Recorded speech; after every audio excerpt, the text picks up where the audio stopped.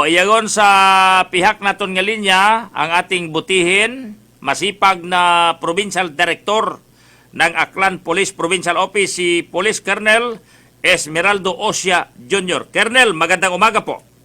Magandang umaga po din sa inyo lahat at sa iyo din na ka-Judet. Okay, now ngayon, alam naman po ng ating mga kababayan, panayway dito sa Western Visayas na una na pong implement ng border restriction ang Iloilo. Sumunod kahapon ang inilabas na IO ng gobernador ng Capiz. At dito sa Aklan, wala pa po tayong balita kung magpapalabas din ang ating gobernador sapagkat wala pa po kaming alam na merong inilabas yung gobernador po ng Antique. Gayon din, minomonitor din po namin, Colonel Osia. Pero kahapon may mga umangal po dito sa may gawing 2nd District, no? Sa border ng Aklan to Antique. Kasi may mahigpit na raw na ipinapatupad na border restriction, Colonel Osia, sir. Opo. So ano pong nangyari, Colonel, kahapon? Okay. Kahapon po, nagkaroon kami ng initial instruction na medyo ibabalik ng konti yung ating, hindi naman hihigpitan, kundi kasi medyo istriktuhan lang ating border management. Ito naman ay naging ganyan ang ating situation, dapat nasa low risk na nga tayo. Ito sinundan lang namin yung pag-border restriction, nag-impose ng border restriction ng Iloilo. At nakita namin agad yun na-forecast namin na baka hindi lang Iloilo ang mag-border restrict, pati at ating mga katabing lalawigan, gaya ng Capiz at Antique. Okay. So in-anticipate namin yon na there will come a time na siyempre pipigilin din nila yung spillover ng ating mga kababayan. Kasi pag once na linakdown mo isang lugar, automatically pag nagbigay ka ng grazing period, lalabas yung mga tao doon, lilipat. So, in-anticipate natin yung ganung na situation. Ito naman sa border restriction, sa border management, hindi na to sa atin bago. Kahit naman nung nagbaba tayo sa GCQ, magmula na ECQ hanggang NGCQ, ay ini-impose pa rin natin yung ating border management. Hindi natin ito iniwanan. Yung ating border control points dyan sa Nabas, Buruanga at Altabas. So ngayon, ang binigyan natin, actually, Kajudel, mayroon tayong executive order na kahapon pa yung nakadraft at alam ko naman ay napirmahan na yun ng ating putihing gobernador regarding sa border management, i-impose natin. So, hindi masyado tayo mahigpit doon kasi hindi gaya sa iba na talagang may binibigyan pa ng grazing period to lockdown. Sa atin, yung dati pa rin ang sinusunod natin. Wala tayong hamper sa mga delivery trucks, tuloy-tuloy yan, pagpasok at paglabas sa ating bayan.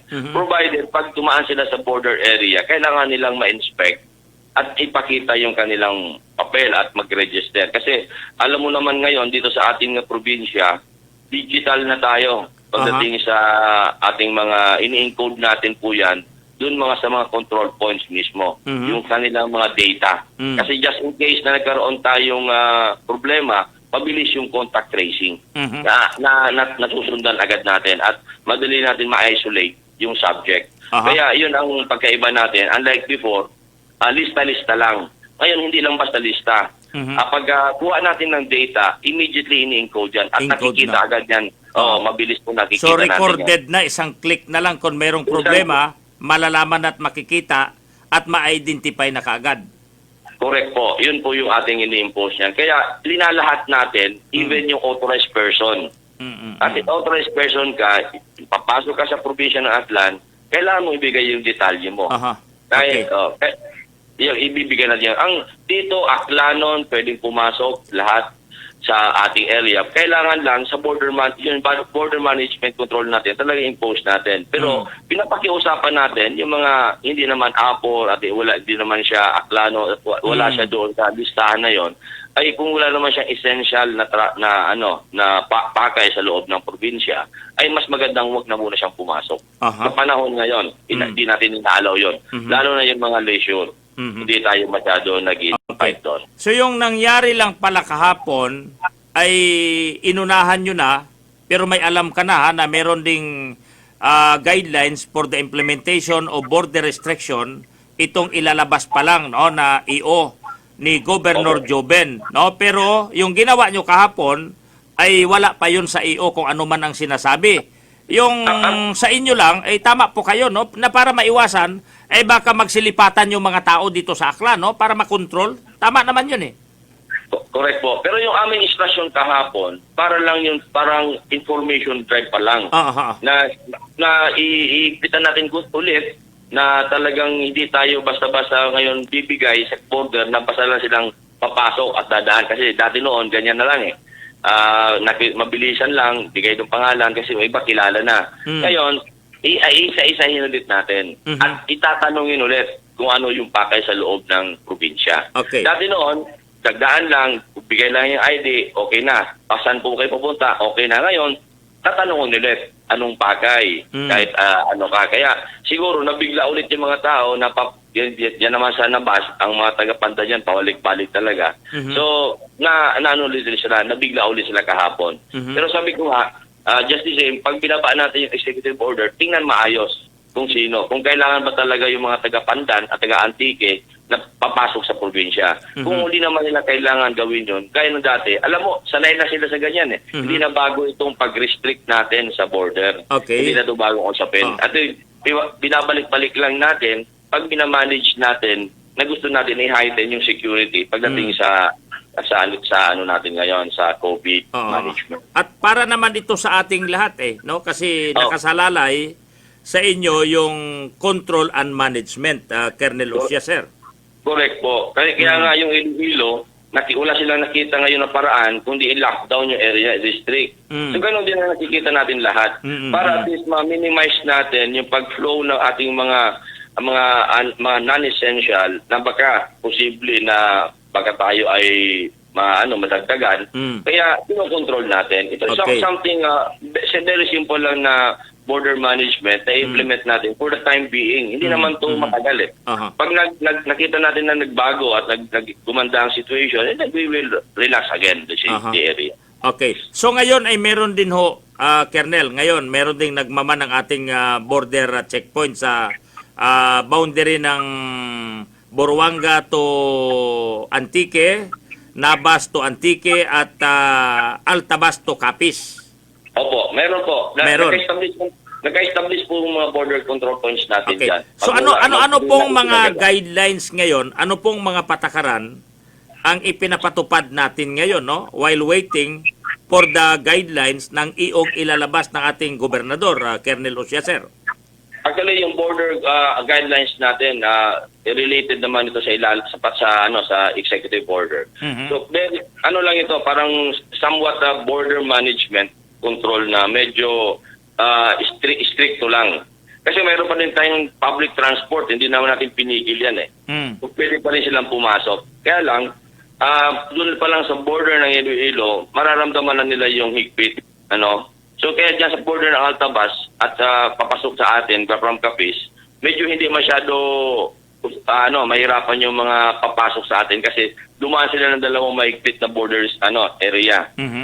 Di ba? So sa atin naman pagpasok medyo na-control na nung ating border ng Iloilo at border ng Capiz. Pero hindi pa rin dapat impose pa rin natin yung ating requirements. Ang requirements natin pag pumasok kayo yung sa Aklanon, dapat pasok kayo, may proof o paano kayo, residence, na taga-Aklan kayo. And then yung mga authorized person na pwede naman natin papasukin yun, dati naman natin ginagawa yan. Kaya nakukunin lahat yung detalye. Yung detalye ng name, contact number, kung saan siya papunta. Kasi ito yung mga importanteng detalye na in case na hindi naman natin kasi madidetect agad yan. Na mayroon silang kahit sa border hindi natin matidetect agad yan eh. Ang border thermal scanning lang tinitingnan natin. Okay. Pero nakakatulong siya sa pag-screen doon sa area pa lang. Kasi kung minsan yung mga kababayan natin yung mga pumapasok na nakita naman nila na mahigpit tayo at hindi naman essential yung trabaho na. Napapakinta pa naman na wag nang ituloy yung kanilang pagpasok. Kasi yung mangyayari wala ring papasok dito sa Aklan, no? Kasi yung sa Section 4, sa travel restriction ng Province of Capiz, nakalagay dito sa Section 7, no person or vehicle coming from outside the Province of Capiz shall be allowed entry into the province. Opo. So, meaning, mamamanage na rin po natin kasi sila mismo nagko-close border na. Yung Iloilo, mamayang gabi daw magko-close border na, no? Yung problema na lang natin, yung Antique, no? Kung magko-close border sila doon. So, meaning, yung i-screen na lang natin yung essential, no? Yung mga may mga official travel na mga head of department, yung itong mga APOR, yung ating mga empleyado ng national government or local government at itong mga emergency, no, mga frontliner natin or itong mga pasyente na talagang mag-aabil ng serbisyo, no, na kailangan talagang i-transport papunta doon sa isang probinsya for the medical attention na Colonel. Opo, yun po yun. Kaya madali lang i-manage yun sa border ng Altabas kasi dalawang border control na yung dinaanan. Kung sabihin talagang na-screen na sila, hindi na masyado. Ang kuha lang natin, yung dito sa kabila, sa 2nd District, kasi nga yung Antique, kung hindi sila mag-impose ng kanilang border restriction, tayo ang papasok sa atin yung taga-Antique. So, talagang marirestrict sila kasi ima-manage natin na medyo stricto yung border area natin. Okay. So ano pong requirements meron dapat maipapakita, Colonel, sa mga papasok? Yung sa atin naman, yung usual requirements natin is ID lang. Valid yung mga ID. Valid ID lang. Yung, ngayon kasi, mayroon pa rin tayo, actually pati sa border management natin, yung mga locally stranded individual, kasi daanan tayo eh. Alam mo, bukas yung ating mga seaport, at yung Katiklan, nagsasakayan, bumabiyahe yan lang na kung coordinated. Kasi ang bawal lang naman na LSI ngayon, yung 6, 7, 8 at Caraga. Yung ating 9, 10, 11 ay pwede yun. Pwede. So, maraming dumadaan sa Katiklan from Manila na nakikiusap yan dumaan sa atin palabas ng probinsya. So, wala naman tayong magagawa diyan kasi coordinated naman yan sa local government nila. Kaya lang, ito lang talaga yung dadaanan. Okay. So, iyan ay pinapatuloy natin provided pinapakiusapan natin na walang side trip para at least naman hindi naman din tayo maiwasan din natin yung safe na in case na malusutan tayo. So, ito tuloy-tuloy po 'yan. Just yung gano'n din, yung palabas din, gano'n din ang situation, pinapapasok natin yan kasi naman yan, palabas naman din yan, dadaan din naman sa hanggang Katiklan. So, yung ating, parating ginagawa sa mga border area, talagang dapat isa-isahin. Punan ng detalye at gano'n pa rin, punan ng thermal scan, screen. At tanungin agad kung saan anong bagay. So ito naman ay malilimit yung mga ibang bagay na pwedeng may papasok lang para mamasyal, maiwasan muna natin ngayon. So more on essential lang. Parang binalik lang ulit natin yung border management natin nung GC tayo. Okay. Medyo relax. Ang pagkaiba lang dito, mayroon tayong public transport. So allowed pa rin yung public transport. Tapos, ngayon naman Kajuder, kasi bukas na yung airport natin, yung Kalibo Airport, nag-ooperate na yan. So may lipad na. Kahapon, mayroon na silang mga pasahero. At mas maraming lumalabas. Yun nga, mas maraming lumalabas sa situation ngayon, konti lang yung dumarating. So kung tatagal yung ating border management, the next flight will be next week. So baka yung mga taga-Antique, Capiz ay may biyahe sila. Papapasukin natin para papunta naman sila ng airport. Kasi ipakita lang yung kanilang ticket na dito sila mag-i-exit sa Kalibo Airport. Ito yung pinaka-unique, no? Masabi natin na meron tayong border restriction but meron tayong public transport, no, na bumabiyahe, no? Ini-screen pa rin ho ba natin, Colonel, itong mga sakay ng mga public transport? Kinukunan natin sila ng manifest. Lalo na yung series. May okay. manifest po yan. At Oo. iniisa, kine-check din isa-isa. Okay. So, yun nga yung kagandahan doon. Although stricto tayo, it is managed properly. So, parang lumalabas, may assisted lahat Mm. yung ano natin, Okay. dumadaan sa border. Okay. Yung mga private vehicle, paano po yan ini-screen? Usually noon, pag mahaba ang pila, hindi na namin sila pinapalabas. Kasi doon na mismo pinupuntahan sa sasakyan. Magantay lang. Mm. Magantay lang. Pupuntahan sila doon sa sasakyan, kahit di na sila lumabas, doon na rin sila kukunan ng ID. Mhm. But depende ngayon kung doon sa area, kung kailangan nilang pumila ulit, mayroon naman doon upuan. Minsan, sabi ko nga, kung kasi umuulan lapitan na lang kasi mayroon naman tayong encoder Aha. So kung hindi naman kailangan talagang lumabas, lalapitan na lang sila. Aha. So, parang magkakaroon lang ng visual inspection Opo. of the person inside the vehicle at saka kukunan sila ng valid ID for proper documentation and record.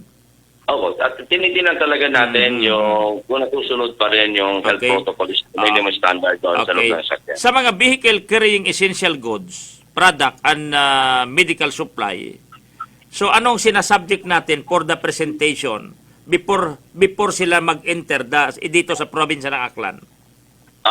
Yun naman ay authorized pa rin yun, delivery, mga essential goods. Authorized pa rin yun. Okay. Yun pa rin, yung ID nila, yung company ID nila, saka yung, yung mga pangalan. Mm. Tapos binibilang natin yan kung ilan yung crew. Ngayon, pagkikiusapan ulit natin na kung pwede lang, kung galing siya ng Iloilo, yun naman ang medyo natin ngayon, yung galing mismo ng Iloilo, oo. Kung galing sila doon, ay mas maganda, magdi-deliver naman sila dito, wag na muna silang lumabas ulit. Gaya nung dati ginagawa. Pakiusapan Okay. lang muna. Hindi pa natin masyado ini-impose yung pag-kill ulit. Wala pa tayong ibabalik natin yung killing. Okay. Pakiusapan lang muna natin na kasi dati naman nilang ginagawa yan, na kung pwede, kausapin na lang natin during delivery. Okay. Huwag na muna din kayong mag-expose. Kausapin nyo na lang ulit yung consignee ninyo na sila na lang muna ulit Okay. ang assisted lang. Parang gano'n. Now, pagdating naman po dito sa mga pasyente itong nangangailangan ng medical attention, no? Yung Aklan, siyempre Iloilo lang yung punta, no? Pero yung part of Antique, meron talagang pumapasok dito papuntang Aklan. Kaya kahapon, meron ng mga umangal kasi hindi na sila nakapasok. Kahit na nag-explain sila na may schedule sila today ng check-up o gamutan dito sa bayan ng Kalibo, no? So ano pong kinakailangan natin para makonsider itong lakad ay talagang essential? Kung pwede po yun, papapasukin po sila. Una-una kung emergency needs. Kailangan. Hindi natin pwedeng pigilan yan. Tapos yung mga on schedule, pag-schedule nila, nakikita naman po yun doon kung meron silang talagang schedule the time, kung naka-schedule sila. Pwede yan. Hindi natin pipigilan yan kasi medical services ay kasama yun doon sa ating mga tinitingnan na kailangan nilang ma-attend. Essential needs din po yan. Those accessing essential needs and services ay hindi po natin pwedeng pigilan. Pwede, pagpasok lang nila, kukunin natin yung detalye at tatanungin natin kung talagang doon siya papunta. Okay. So, kailangan talaga dito, medyo maingat tayo sa paghihingi ng detalye para naman yung mga tao naman din ay dapat truthful naman nila doon sa kanya sinasabi para Okay. para sa atin naman yung lahat ginagawa natin yung border management restriction na yan para sa at least safe tayo. Kahit naman din sila Okay. para sa kanila din yun. Now, kasi meron na tayong tinatawag na border restriction. Kadikit din dito yung pagbalik natin ng 12 hours na natapusin para lumabas na ulit yung mga taga hindi sa Aklan, Colonel? Wala po. Hindi natin dinagdag yan. Hindi na tayo. Basta ang kwan lang natin doon sa ating delivery, pakiusapan lang muna natin na kung pwede, wag na masyado silang mag-expose at magbaba ng mga consignee. Tinitingnan muna natin yung ganun extent. Kung mapapatulog naman natin, okay lang. Okay. Pero kung talagang marami na naman ang magbabiolate at pinakiusapan naman natin na ito yung dating dapat natin gawin, ay baka magdagdag tayo ng mas mabigat na restriction. Okay. Sa ngayon, open pa yan. Wala pa tayong nakikitang problema dyan. Oo, kasi yung dalawang probinsya sa inilabas nilang EO, pareho yung tunog. Na yung mga kababayan nila na hindi agad makabalik, no, within the prescribed period or date, no, within 48 hours o ang Iloilo mamayang gabi magsasara na hanggang July 5 pa ang Capiz, ay makukonsider na LSI. Ano pong reaksyon mo dito, Colonel? Ito ho ba ay may apply rin in kaso, no? Inaantay natin yung paglabas ng EO ng ating gobernador, Colonel Osya, sir. Sa kanila po yun na policy. Kasi yung binaba kasi ng National Guard, actually sir ngayon nasa low risk tayo. Consider ang Aklan is low risk. Modified community quarantine. Kaya lang wala pa tayo natatanggap na guidelines doon. Yung inantay nga natin kung ano yung mga i-relax natin at yung i-maintain. But for the meantime, sinusundan lang muna natin kung ano yung pinanggalingan natin na MGCQ. So, ganun pa rin. So, definitely, eventually pala, talagang papunta tayo, na nasa low risk na tayo, baka magbigay tayo ng mga other restrictions na relax.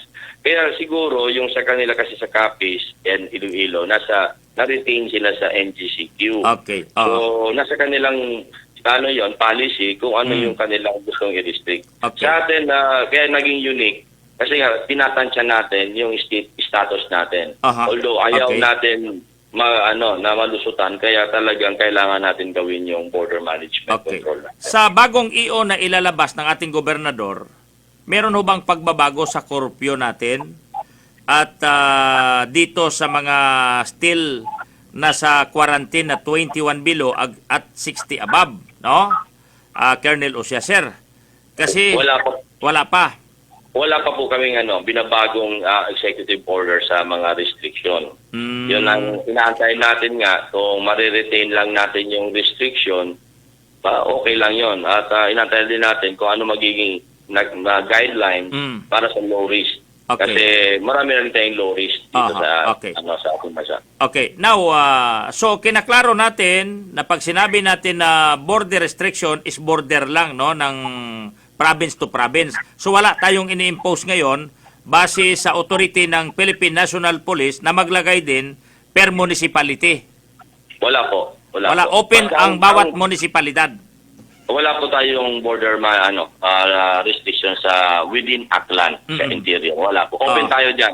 Open po yung Aklan. Okay. So ano pa po, sir, yung mga bagay-bagay na dapat i-consider din, no? At siyempre magkakaroon ng konting bagal, no, sa pagpasok ng ating mga kababayan na gustong pumasok o kaya gustong lumabas din ng Aklan, ganun din, vice versa, Colonel. Actually, sir, yung paglabas, mas madaling paliwanag kasi kung lalabas sila ng Aklan, papunta sa Iloilo, mahihirapan sila sa panahon ngayon. So, di nila kailangan gawin yon. Kundi naman kailangan lumabas. So, ang naging problema lang natin, yung Antique, kung sila Antique ngayon ay kumbaga hindi pa sila decided, wala pa silang desisyon sa border management nila. So, halos lahat doon dumadaan. Baka doon ang way ngayon. So, basta tayo dito sa border ng ating tatlong area lang naman yung in-impose natin na border area, ay kailangan i-manage natin ng maayos. At kung doon nga kahapon pa, nung nag-impose natin yung nung first day natin na nag-restricto tayo, pakiusapan lang yon. Kung pwede lang, at least mararamdaman na nila, ma-inform na sila, may naghigpit ulit. So, hindi naman kailangan. Ngayon, madali na lang pasundin yung tao. Kasi dati naman nilang ginagawa yun mga nakaraang araw. At madali naman siguro natin maintindihan kung bakit natin ginagawa. Kasi ayaw natin mapasukan. So, ito lang yung paraan para makontrol natin yung mga pagdaloy ng mga tao. Okay. Now, So, sa mga gumagamit po ng single motorcycle, ano pong palisiyan natin kasi bawal pa rin ang angkas? Yun pa rin po. Ang kailangan pa rin kasi nag-impose na rin kami ng mga yung sa 4136, yung sa traffic code. Mhm. So, tinitingnan na rin natin yung ating mga palisiya dyan. Basta bawal talaga yung angkas. Walang Okay. backride. Dapat may Yun lang po helmet, may face mask, no? Ganon. Correct po. Correct po.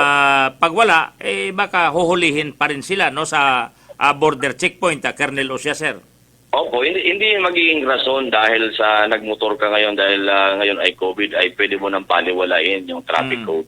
Tuloy pa rin po yun. May restriction pa rin tayong susundin. Okay. Ibang usapan yun pagdating sa traffic code. Aha, okay. So sige, Colonel, yan lang po, no? At hope na naintindihan po ng ating mga kababayan, lalo na po yung kahapon na umangal na hindi nakapasok, no, na dito galing Antique papuntang Aklan. Wala naman kasing problema na narinig kami dito sa may boundary ng Altabas at Capiz sa Colonel Osya, sir. So by the way, finally, sir, baka may appeal po kayo, mensahe sa ating mga kababayan kasi umpisa kahapon at ito'y tuloy-tuloy na yung ating border restriction na ipapatupad. Ang pakiusap ko lang sa ating mga kababayan, yung ating border management control ngayon na papatupad, ay ito yung ay pagprotekta sa ating mga kababayan sa Aklan. Kaya kung pwede lang po, sundin lang po natin na maayos, hindi naman ito pang matagalan. Tinitingnan na natin kung ano yung magiging sitwasyon sa mga darating na araw. Yun lang po. Okay. Sige, Colonel, marami pong salamat at mabuhay po kayo at ingat po kayo. Salamat po. Okay, sige, nabatian na to, no, si Police Colonel Esmeraldo Osya. Kung baga, ging pabatyag ang anay kahapon nga haron yun. Dahil sayod man na-experiensyahan yun man naton katupako isikyo. March, April, May. Hasta nga ging buo restriction. Pero una, taro mga personnel doon, naka-station tasanda una sa border, o galing ay uwagang itakunano nga pag-inspect, pagpangusisa, open magawa siyang sa mga suspected ay doon siguro strike na daron kung man nga suspected o karga agrotawo nga ron, no? Mga suspected looking character, mga base kung kriminal o kung may plano, no? Doon yang siguro pwedeng strikean. Pero kung nagtagaliwan uway, wakitat may nasayuran nga naging parahan, naging usisa, mga kababayan, pero una ro presensya, naga-station sanda, no? Sa border naton iya sa Antique ag Capiz, mga kasimanwa, no? Suraya higing kung sa katon pa hay ni-activate yang para masayran nga haron yun. Masunod yun kita sa Iloilo, masunod yun kita sa Capiz, no? Ag masunod man dayon do Antique, mga kasimanwa kasi kung isipo naton kung mag-stricto kita sa Aklan, masunod malang man ang taga-Antique. Kung nag-stricto ang Capiz, hindi ka na-strictohan ang Aklan, mas stricto man ang Aklan. Mat sa Mauron mga kasimanwa, di ba ga? Pero unique na nga nito sa Capiz Sa Corpio Nanda, ay may una ang special quarantine pass nga gina-issue, no? May special quarantine pass gina-issue ra it mga punong barangay sa ana nga mga pumuguyo nga 60 years old above ag 21 below. Makagawa tarito ro 60 years old above ag 21 years old below, no? Makagawa ta sanda sa andang nga residensya, no? Ginaalaw ta sanda ang mga kababayan, no? Nga maggawa kon importante using the special quarantine pass issued by the punong barangay mga kasimanwa.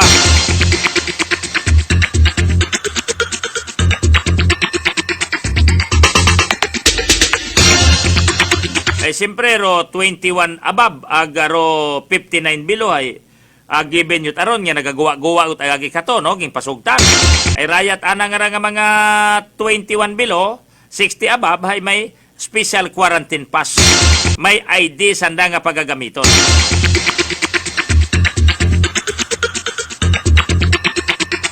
So ato ro pagklaro ko aton nga pinalangga nga provincial director nga bat iba kundi si Police Colonel Esmeraldo Osya, mga kababayan, no? May kaangtanan sa rayang ranga pagpatuman yon it border restriction iya sa probinsya Taclan. Toro mga taga-Capiz at taga-Antique nga to nga uwa makasugod pwede ka mo nga bumalik, no? Kung ma-schedule nyo't uman, ro inyo karang check-up, no? Ro inyo karang pagbisita sa inyo karang mga doktor, ay klaro man sa eksplanasyon ni Colonel Osya nga pwede gid kamo, ha? Basta't emergency ang kabuhi ro ginaistoryahan. Aro yun do pagklaro mga kasimanwa.